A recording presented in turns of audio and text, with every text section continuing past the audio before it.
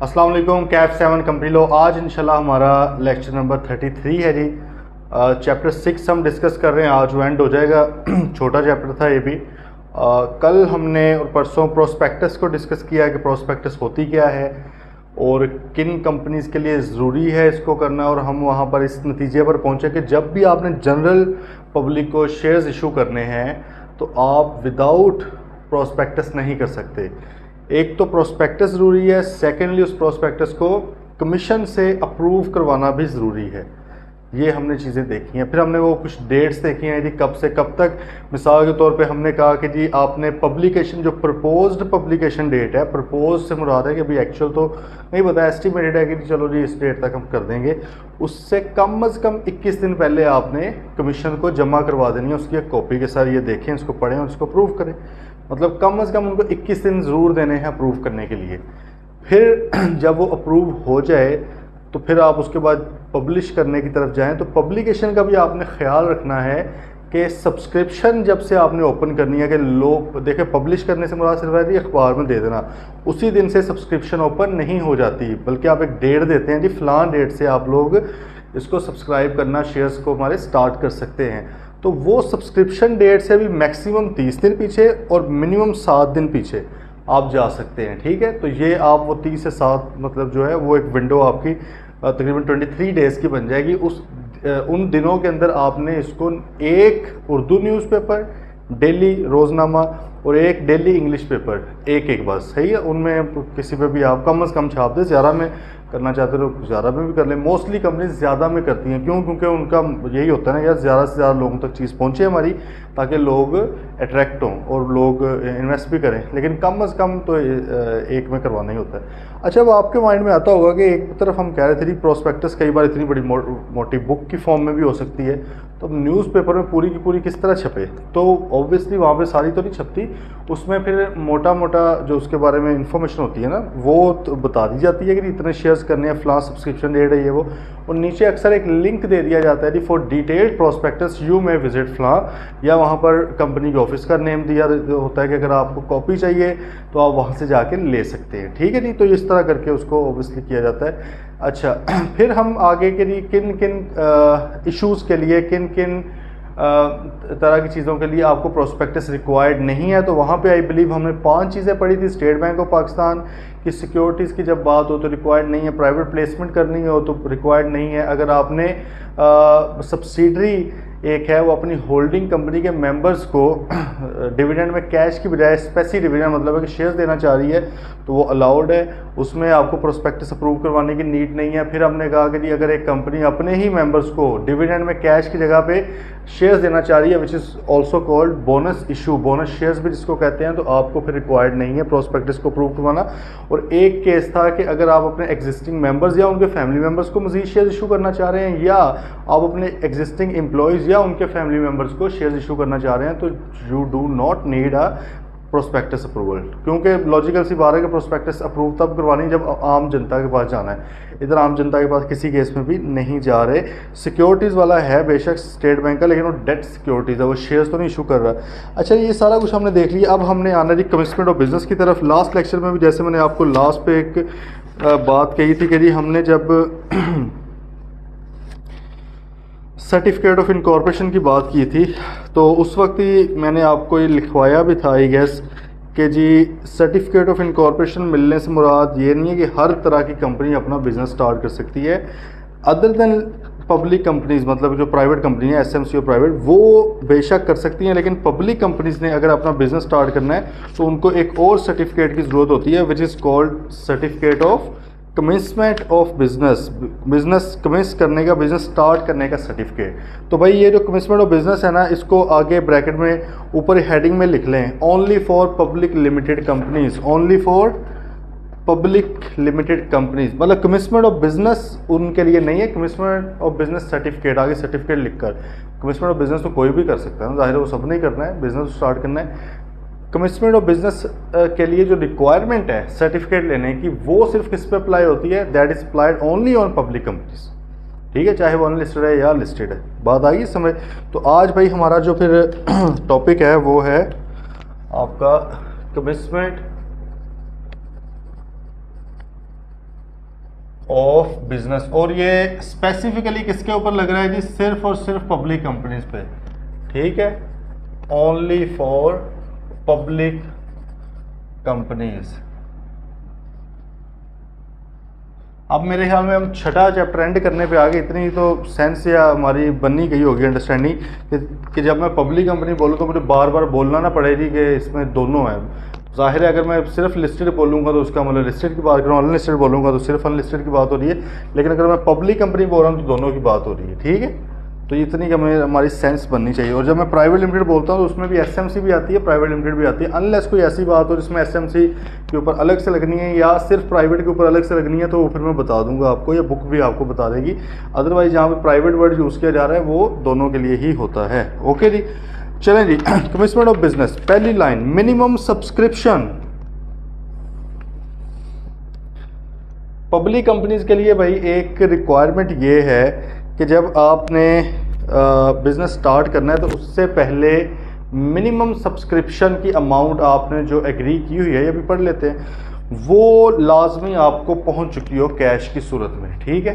ये लाजमी है उनके लिए। अभी देखते हैं जी मिनिमम सब्सक्रिप्शन से क्या मुराद है। It means the amount if any, अगर कोई, मतलब लाजमी तो फिर नहीं हुई ना मिनिमम सब्सक्रिप्शन लिखना, लेकिन अगर लिख दिया तो फिर पैसे लाजमी लेने हैं, ठीक है। Minimum subscription means the amount if any fixed by the memorandum और articles upon which the directors may proceed to allotment. If no amount is fixed the whole amount of share capital other than that to be issued not for cash is minimum subscription. बात जरा समझे, उसने कह रही कि minimum subscription से मुराद वो amount है अगर आपने अपने मेमोरेंडम या आर्टिकल्स में लिख दिया है कि कम अज़ कम इतनी अमाउंट हमें मिल जाएगी तब हम शेयर्स को अलॉट करेंगे। देखें ना, वो कह रहा है जी फिक्स बाय मेमोरेंडम और articles upon which the directors may proceed to allotment.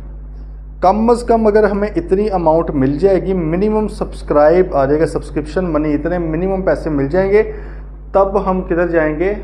Allotment की तरफ, मतलब तब हम आपको शेयर्स अलॉट करेंगे। देखिए जब हम शेयर्स, पहले तो ऑथराइज कैपिटल आ गया हमारा, फिर हम शेयर्स को इशू करते हैं, ठीक है। अच्छा, इशू वगैरह जो होता है ना वो सब्सिक्वेंट इशूज़ होते हैं, फर्दर इशू भी उसको कहा जाता है। ये जो अभी तो कंपनी बनी है, ये बनने के टाइम पे मिनिमम सब्सक्रिप्शन की बात हो रही है, ठीक है। तो यहाँ पर फिर क्या किया जाता है, आप एक अमाउंट सेट कर लेते हैं कि यार कम अज़ कम इतनी अमाउंट अगर हमें मिल जाएगी, इतने से सब्सक्राइब हो जाएगा, उसके बाद शेयर्स अलॉट होंगे ना, पहले तो नहीं लौट है ना, तो बाद में शेयर्स अलॉट होंगे कि मतलब जिस बंदे ने इंटरेस्ट लिया है उसके हिसाब से उसे पैसे लेकर फिर शेयर्स अलॉट किए जाएंगे। तो वो कहते हैं कि वो वाली अमाउंट है अगर कोई सेट की गई है। अगर कोई सेट नहीं की गई तो फिर, अगर मिनिमम सब्सक्रिप्शन की अमाउंट सेट नहीं की गई तो फिर वो कहता है भाई जो भी आपका शेयर कैपिटल है जो इशू किया हुआ है, जो आप इशू करना चाह रहे हैं, जो अलॉट करना चाह रहे हैं, वो कहता है सारे का सारा फिर क्या बन जाएगा, आपकी मिनिमम सब्सक्रिप्शन बन जाएगा। ब्रैकेट में उसने लिखा अदर देन दैट, जो कि इन काइंड आना है आपको, मतलब है जो कैश के बगैर आपने इशू करना है उस अमाउंट को निकाल दें, बाकी की सारी अमाउंट। मिसाल के तौर पे आपने कहा कि जी अगर हमारा ऑथराइज कैपिटल मेमोरेंडम में लिखा होता है ना 1 लाख रुपए, rupees 1 lakh of comprising of 10,000 shares of rupees 10 each, let say, ठीक है।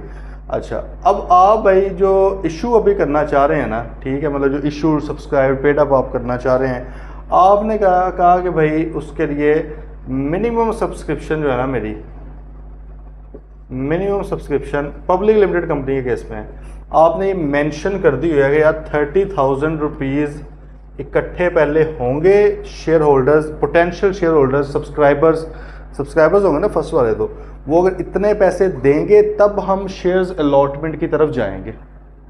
तो भाई जब 30,000 रुपये कैश में मिलेंगे ना तब आपने जाना। ये तो बात समझ आ जाती। दूसरी बात उसने कही है कि अगर ये नहीं लिखी हुई, आपने ये मेंशन नहीं की हुई अपने डॉक्यूमेंट्स के अंदर, फिर क्या होगा? तो इसका क्या मतलब है कि मिनिमम सब्सक्रिप्शन है ही नहीं, आप ऐसे ही मुँह उठा के काम स्टार्ट कर दे, भी कैश है ही कोई नहीं है, कहता नहीं। फिर आपने ये करना है कि भाई जो आपका कैपिटल है, ठीक है, ये ऑथराइज नहीं, जो आप इशू करना चाह रहे हैं, ठीक है, मिसाल के तौर पे आप इशू करना चाह रहे थे 50,000 रुपया, ठीक है, वो कहता है ये सारे के सारा 50,000, इसमें से वो अमाउंट एक्सक्लूड कर दो जो अदर देन कैश है। मिसाल के तौर पे आपने सोचा हो या 50,000 में से जो है 40,000 कैश की सूरत में, ठीक है, और बाकी जो है इन काइंड का मतलब पता है ना, मतलब कैश नहीं, कैश के अलावा कुछ भी, कोई ज़मीन दे दी, कोई एसेट दे दिए, कुछ और दे दिया, ठीक है, तो वो इन काइंड आ जाता है। तो मिसाल के तौर पे आपने कहा जी 10,000 रुपीज़ इन काइंड है, तो वो कहता है कि भाई ये तो निकाल दो साइड पे, ठीक है, तो 50 में से ये निकल गया और पीछे यही बच गया, ये वाली जो आपकी क्या आप कहलाएगी, मिनिमम सब्सक्रिप्शन कहलाएगी। मतलब है कि अब आपने 40,000 रुपये इकट्ठा करना है कम से कम, उसके बाद शेयर्स अलॉट करने हैं। ये नहीं हो सकता कि 35,000 इकट्ठा हुआ है मतलब नहीं, शेयर्स नहीं लॉट होंगे, सारे के सारे पैसे पहले देने पड़ेंगे। तो इसका आसान तरीन एक मफहूम जो बनता है वो ये है कि पब्लिक लिमिटेड कंपनी के केस में आपने कम से कम कोई ना कोई अमाउंट लाजमी फ़िक्स करनी है जो पहले कैश की सूरत में आएगी, तब जाके शेयर्स अलॉट किए जाएंगे। बात आ गई समझ? वो अमाउंट जो कम से कम इतनी मुझे मिलेगी तब जाके मैं अपने शेयर्स अलॉट करूंगा, that is called minimum subscription. Example देखें, the minimum amount which is required to commence the business, मतलब है कि भाई जो बिजनेस स्टार्ट करने के लिए मुझे कम से कम चाहिए। For example, company would need a building, machinery, equipment, working capital budget for the starting the business. Without sufficient funds for all this companies not able to commence its business. तो उसने कहा कि भाई जो कमेंस करने के लिए, जो स्टार्ट करने के लिए ज़ीरो से मुझे अमाउंट चाहिए वो बताएं। तो ऑब्वियसली ये हज़ारों में तो नहीं होगी, लाखों रुपये में या करोड़ों में ही हो सकती है, लेकिन मैं बस एग्जांपल के लिए था। तो कहता है कि भाई वो मिनिमम अमाउंट जो बिज़नेस स्टार्ट करने के लिए आपको चाहिए वो आपकी क्या है, ये कहलाएगी। बात आ रही है समझ? अब ये प्राइवेट लिमिटेड के लिए नहीं है ये रिक्वायरमेंट। प्राइवेट लिमिटेड कंपनी के केस में कोई मिनिमम सब्सक्रिप्शन लाजमी कोई नहीं है, ठीक है, आप जितनी मर्जी थोड़ी अमाउंट रख लें। और सेकेंडली जो है उसमें ये भी नहीं है कि ये शेयर्स ये कैश में मिलेंगे तभी जाके होगा, स्टार्ट होगा, क्योंकि उसमें तो आपको पता है ना कि आप कंपनी आपकी इनकॉर्पोरेट हो जाती है, मैंने शायद बताया हुआ है, उसके 30 डेज़ के अंदर अंदर आपने बाद में पैसे जमा करवाने होते हैं, ठीक है, शेयर्स पहले अलॉट हो जाते हैं। यहाँ पे वो कह रहा है कि भाई जान आपको शेयर्स अलॉट ही नहीं हो सकते जब तक कि आप क्या नहीं करेंगे, मिनिमम सब्सक्रिप्शन जमा नहीं करवाएंगे। और जब तक मिनिमम सब्सक्रिप्शन जमा नहीं होती, शेयर्स लॉट नहीं होते, बिजनेस को कमेंस नहीं किया जा सकता। हाँ, कंपनी रजिस्टर हो चुकी होगी पहले। उधर क्या था प्राइवेट लिमिटेड के केस में, कंपनी रजिस्टर हुई, साथ ही उसी सेकंड में बिजनेस स्टार्ट हो गया। वो कहता है नहीं, इधर भी कंपनी आपकी रजिस्टर हो चुकी है, ठीक है, जो भी सब्सक्राइबर वगैरह थे उन्होंने उस वक्त नहीं पैसे दिए होंगे, 30 डेज़ का टाइम तो है, लेकिन जो मिनिमम सब्सक्रिप्शन वाली अमाउंट है ना वो पूरी करें ताकि आपको कमिटमेंट ऑफ बिजनेस का फिर सर्टिफिकेट दिया जाए। और भी लवाजमात है लेकिन ये एक लाजमी, ठीक है जी। चलें, conditions for commitment of business. A public company shall not, public company को अंडरलाइन कर लें भाई 2-3 बार। A public company shall not start its operations और एक्सरसाइज एनी बोरिंग पावर्स, अपना कोई ऑपरेशन स्टार्ट नहीं करेगी, ना ही किससे उधार मांगेगी, अनलेस क्या हो, shares for cash have been allotted to an amount not less than the minimum subscription. Shares for cash has been allotted to an amount not less than the subscription money.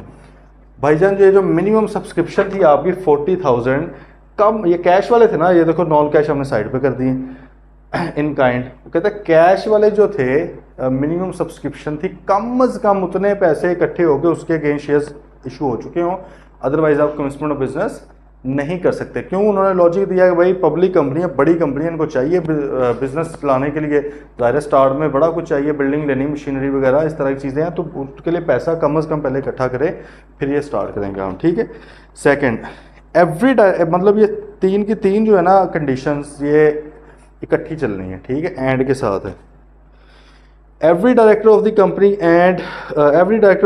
has paid to the company full amount on each of the shares taken or contracted to be taken by him and for which he is liable to pay in cash। हाँ, कहता है कि भाई ये देखो इसमें भी in kind वाले निकाल रहा है वो साइड पे। वो कहता है कि हर डायरेक्टर जिसने अंडरटेकिंग दी है कि मैं इतने शेयर्स खरीदूंगा या खरीद रहा हूँ, वो बेसिकली खरीद ही चुका होता है ना, ठीक है, तो जितने भी उसने शेयर्स का कहा है हर डायरेक्टर ने वो तमाम के तमाम पैसे पूरे करने, तमाम के तमाम क्या है जी, कैश पे करना है उसका। इन काइंड वालों की बात नहीं हो रही, इन काइंड वाले आप बाद में भी कर सकते हैं, कैश वाले जो शेयर्स की आपने वादा किया था वो आपने लाजमी करना है। एक कंप्लीट कर ले फिर मैं आपको दोबारा कंप्रीहेंसिवली बताता हूँ।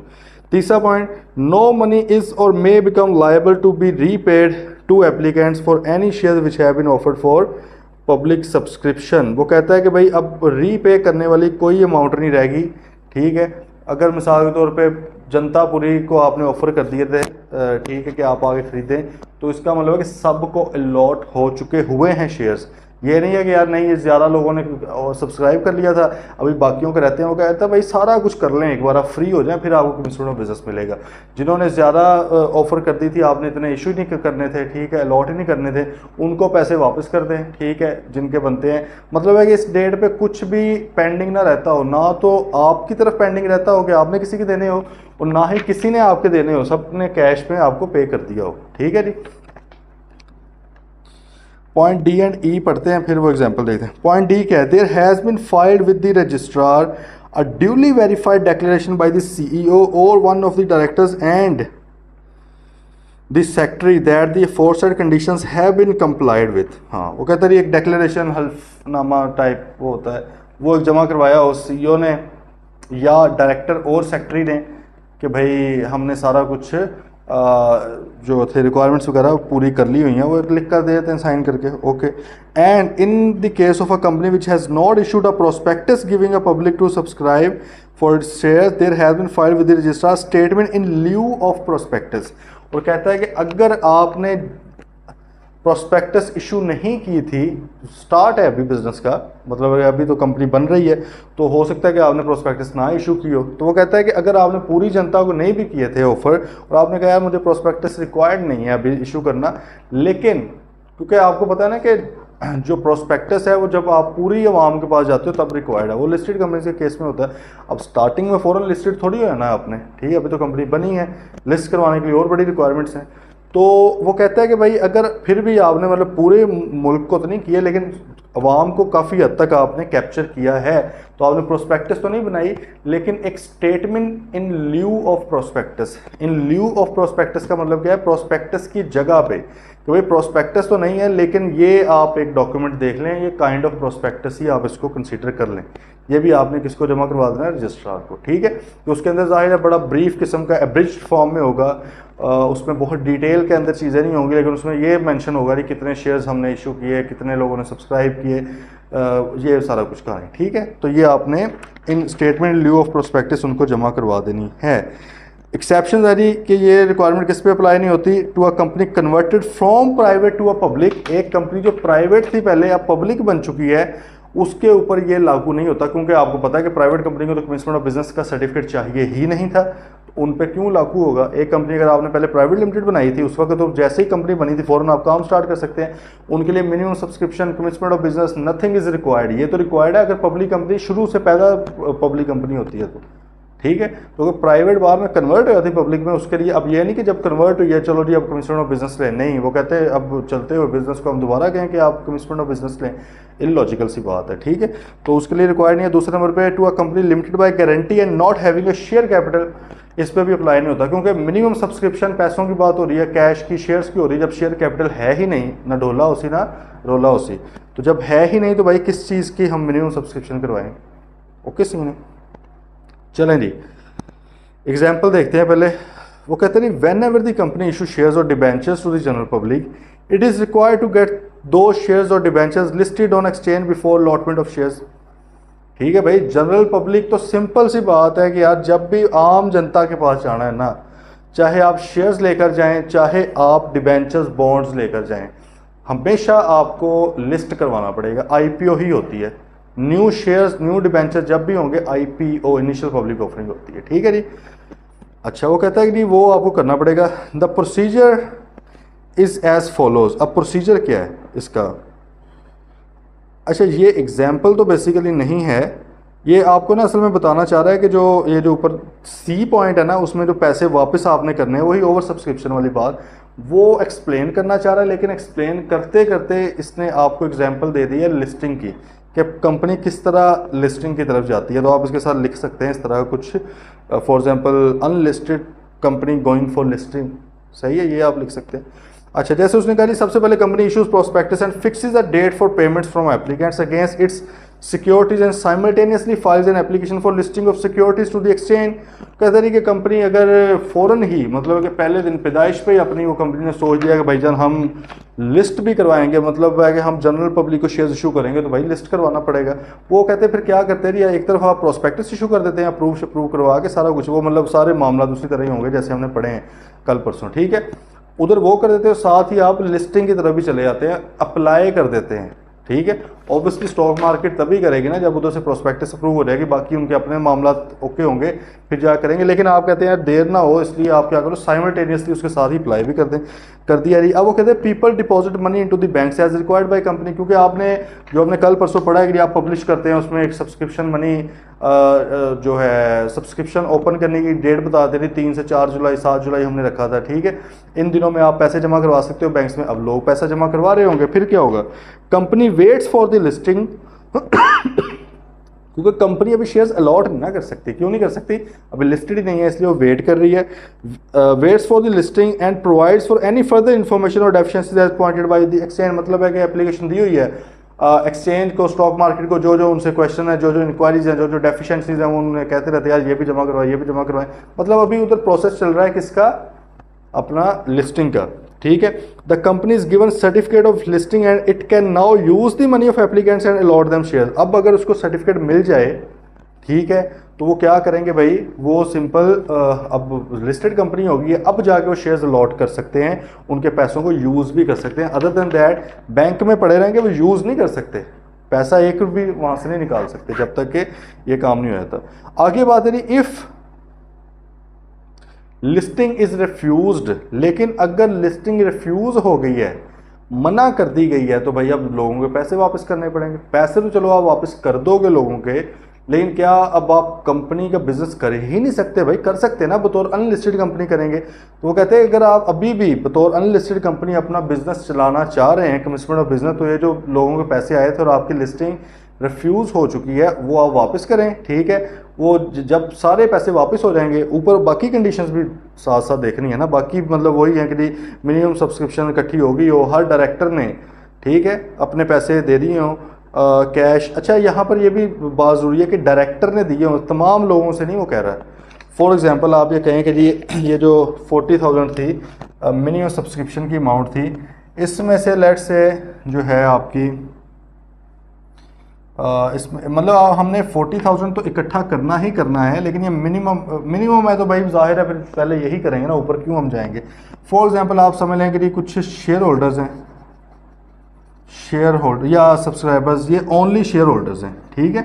इनके पास है जी कंपनी के टोटल 1 लाख शेयर्स थे ना, चलो मैं इसमें बात कर लेता हूँ, लेट से इनके पास थे जी कंपनी के टोटल आप कह लें 50,000 शेयर्स। जो डायरेक्टर्स थे कंपनी के, ठीक है, डायरेक्टर्स प्लस शेयर होल्डर्स, जाहिर है उनके पास डायरेक्टर्स हैं, तो फिर मिनिमम जो फर्स्ट वाले होते हैं वो सब्सक्राइबर्स में से ही होते हैं ना, तो उनके पास शेयर्स तो होंगे। लेट से इनके पास भी कितने हैं, 50,000 हैं। मतलब ये बंदे हैं जी जो ओनली शेयर होल्डर्स हैं, और ये बंदे हैं जो क्या हैं, डायरेक्टर भी हैं, शेयर होल्डर भी हैं। अब अगर 40,000 मिनिमम आपने पूरा करना है, तो पहली कंडीशन है कि 40,000 रुपये आपके पास कैश में आ गया हो, वो चलो जी आ गया, चाहे इधर से आए चाहे इधर से आए। दूसरी कंडीशन है कि हर डायरेक्टर ने अपने पैसे लाजमी जमा करवाए हों, जो उसने कहा। अब ये डायरेक्टर साहिबान ने तो 50,000 के करवाए हुए हैं, तो अब 40 वाली सिचुएशन किधर गई। वो कहते हैं 40 वाली तो लग गई है ना भाई, 40 दे दिया इन्होंने।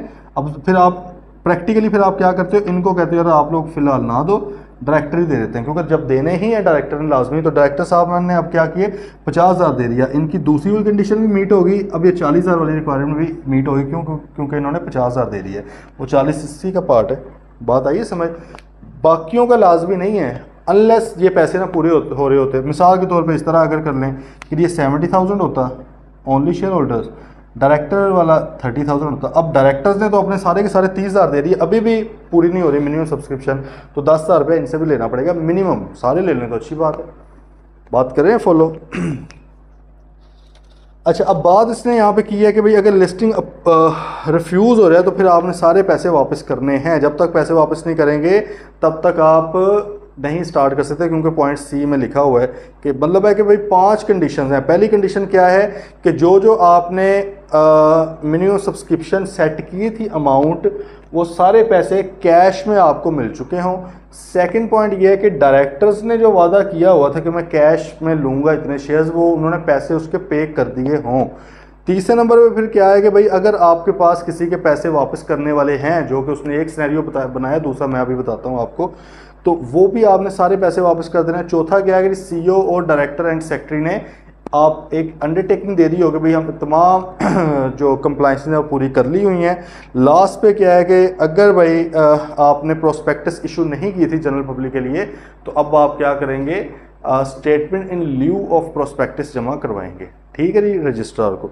अच्छा, ये तो उन्होंने एक एग्जांपल दे दी ना कि अगर लिस्टिंग रिफ्यूज़ हो जाए। मैं एक दूसरी कर लेता हूँ कि अगर फॉर एग्जांपल आपने शेयर्स इशू, तो वही ओवर सब्सक्रिप्शन वाली बात, आपने शेयर्स जो इशू किए थे 1 मिलियन किए थे, ठीक है, 1 मिलियन शेयर्स थे ₹100 ईच, ठीक है।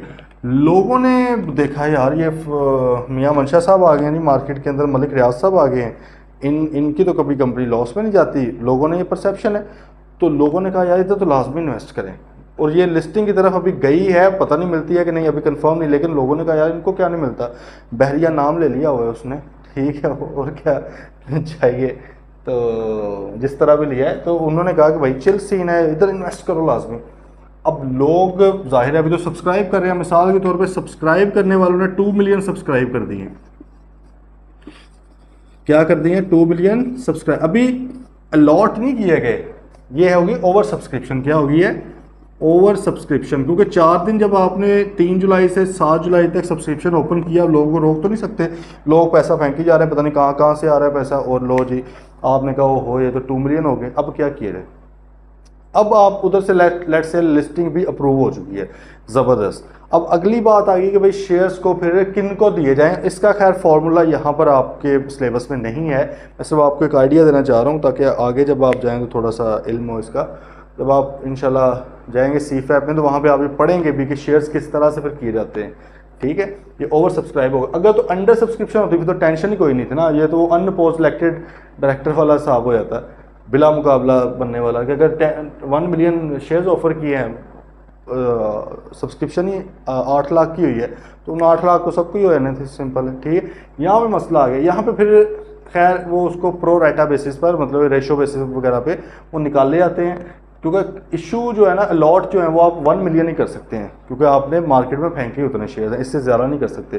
फिर आप इसको कन्वर्ट करके हर बंदे को जिस हिसाब से फिर आने होते हैं उस तरह कर देते हैं, ठीक है। अच्छा, लेकिन ऑब्वियसली फिर लोगों ने पैसा तो जमा करवा दिया हुआ है ना भाई, सब्सक्रिप्शन मनी तो पहले आ जाती है, पैसा तो पहले आ गया, अब क्या किया जाए। उस सूरत में भी ये वाली कंडीशन है कि भाई पहले आप पैसा लोगों का वापस करेंगे, ठीक है। ये सूरत हाल भी आप वो जो कैश वगैरह वाली थी वो भी पूरी करेंगे, CEO ने अंडरटेकिंग भी दिया, मतलब वो सारा कुछ अपनी जगह, लेकिन पैसा भी जिनका ओवर सब्सक्राइब था, जिनको अब मिलने ही नहीं है शेयर, क्योंकि आप तो 1 मिलियन कर सकते हैं सिर्फ इशू, पैसे 2 मिलियन शेयर्स के आ गए हैं, तो भाई बाकियों के पैसे वापस इस तरह फिर आप कर देते हो। जब तक नहीं होंगे तब तक आप जो है, इसकी भी एक डेट होती है कि फ़लाँ डेट तक करने, अदरवाइज इंटरेस्ट फिर आपके ऊपर लगेगा, ठीक है। तो वो आपने वापस करने हैं, फिर जाके कमिटमेंट ऑफ बिजनेस मिलेगा। बेशक लिस्टिंग हो गई है, लेकिन कमिटमेंट ऑफ बिजनेस तभी मिलेगा जब ये सारी रिक्वायरमेंट्स पूरी करेंगे। ये आ गई समझ बात, किसी तरह कोई क्वेश्चन हो।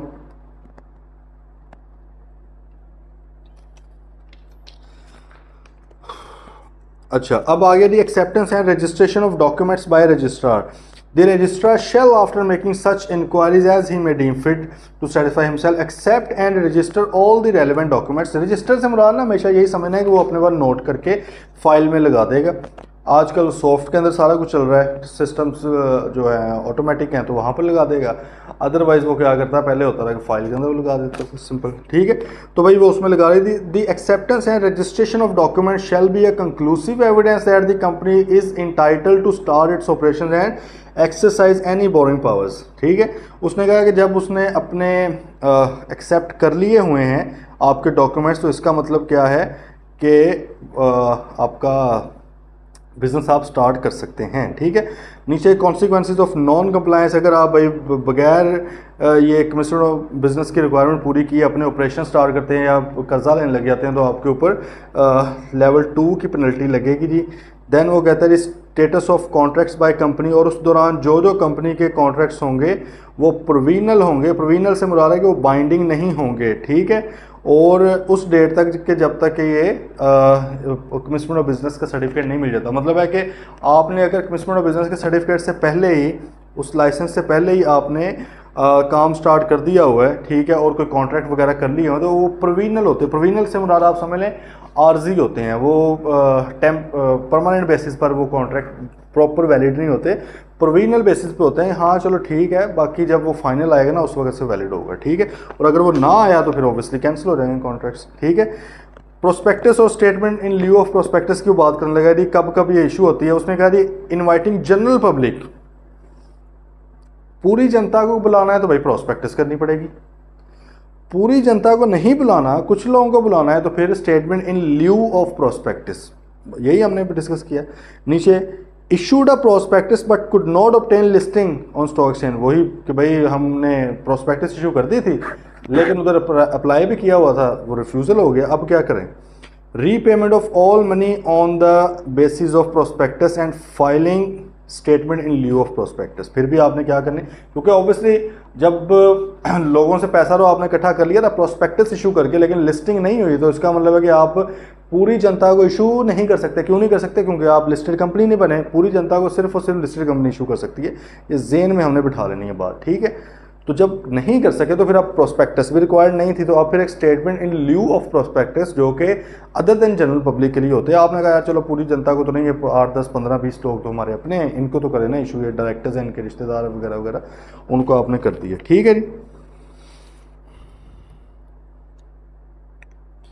अच्छा जी, उसने कहा जी कुछ ये इसकी एक्सेप्शंस बता दें, ठीक है, जिनके ऊपर ये नहीं अप्लाई होता। तो अच्छा, प्राइवेट कंपनी भी आप एडिशनल लिख सकते हैं, उसने पीछे वो लिखा हुआ ना company converted from private to public लिख दिया है क्योंकि उसने ऊपर पब्लिक कंपनी के एंगल से बता रहा था, तो उसने कहा ऐसी पब्लिक कंपनी जो प्राइवेट से पब्लिक हुई है उसको रिक्वायर्ड नहीं, लेकिन एक जो है ही प्राइवेट कंपनी रही प्राइवेट, उसके लिए भी तो नहीं है ना, तो ये आप उधर भी लिख सकते हैं, ठीक है। मतलब जवाब से हमें एक पॉइंट, जो रेलेवेंट पॉइंट हमें पता है ना, प्राइवेट कंपनीज के लिए कमिटमेंट ऑफ बिजनेस नहीं रिक्वायर्ड, ठीक है, तो भाई ये उधर भी लिख लें पीछे भी, तो उनके लिए नहीं रिक्वायर्ड, फिर प्राइवेट टू पब्लिक जाने के लिए वालों के लिए। और तीसरी यदि गारंटी लिमिटेड जिसका शेयर कैपिटल है ही नहीं उसके लिए रिक्वायर्ड नहीं है, तो इसका मतलब अगर एक गारंटी लिमिटेड है उसका शेयर कैपिटल हो तो फिर रिक्वायर्ड होगा, ऑब्वियसली होगा, ठीक है जी।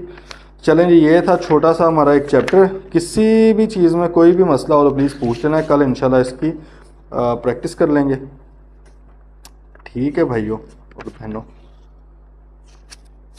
फिर इंशाल्लाह आगे चलते हैं। बाकी एक एक्टिविटी मैं सोच रहा हूँ, टाइम तो बीच में कुछ करके ना एडजस्ट तो मैं करवा दूँ, कंपनी रजिस्ट्रेशन की, कंपनी रजिस्टर करवाने की ना इंशाल्लाह कुछ दिनों में करते हैं। उसका फिर ये होगा, ऑब्वियसली इधर तो नहीं, मतलब वाइट बोर्ड पे तो नहीं हो सकती क्योंकि वो लैपटॉप पे सिस्टम पे होनी है, तो फिर मैं उसकी एक वीडियो बना दूंगा, ठीक है, लैपटॉप पे स्क्रीन रिकॉर्डिंग टाइप, और वो आपसे शेयर कर लूँगा, आप उसको देखना, डिटेल में होगी ऑब्वियसली वो, और उसमें कोई क्वेश्चंस हुए तो आप वो तो पूछना ही, फिर तो इस तरह कर लेते हैं वो, ठीक है। वो इंशाल्लाह मैं कुछ दिन में कोशिश करता हूँ उसको करूँ, ठीक है भाई। चलें फिर इंशाल्लाह कल मिलते हैं, टिल